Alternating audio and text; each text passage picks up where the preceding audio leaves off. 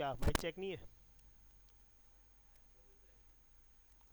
अच्छा, हम बात कर रहे हैं सील क्लास की। तो देखें, एक नॉर्मल क्लास जब हम बनाते हैं, हमने क्लास बनाई फॉर एग्जांपल एपटेक, और उसके अंदर कुछ हमने पब्लिक मेथड लिख दिए, public void for example centre name,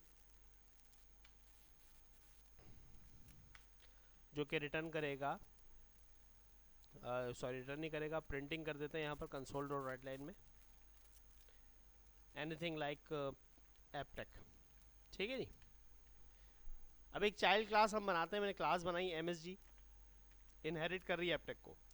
तो देखिए, जैसे ही ये MSG एपटेक को इनहेरिट कर रही है, तो अगर मैं मेन में आकर ऑब्जेक्ट बनाता हूँ MSG वाली क्लास का, और OBJ डॉट करके सेंटर नेम का मेथड कॉल कर लेता हूँ, तो डेफिनेटली हमें प्रिंट मिल जाएगा अपने पेरेंट क्लास का, राइट।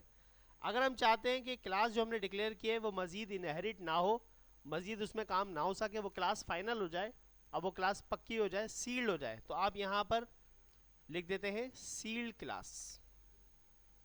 देखें, जैसे ही आपने सील्ड लिखा, अब ये क्लास तो मौजूद है, लेकिन MSG इसको इनहेरिट नहीं कर सकता, इनहेरिटेंस नहीं हो सकती, मजीद इस क्लास को मजीद डिफाइन नहीं किया जा सकता। क्योंकि एक और चीज़ होती है पार्शियल क्लास, कि एक क्लास को आधा आधा डिफाइन किया जा सकता है, आधा यहाँ डिफाइन करते हैं, आधा कहीं और डिफाइन करते हैं, तो पार्शियल क्लास भी एक टॉपिक है।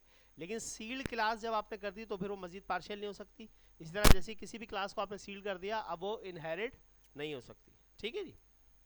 तो ये छोटा सा था। आप देखें यहाँ पर एरर आ रहा है, क्योंकि MSG इनहेरिट नहीं कर पा रही। जब इनहेरिट नहीं कर पा रही, तो ये मेथड भी उसे नहीं मिल रहा। ठीक है जी।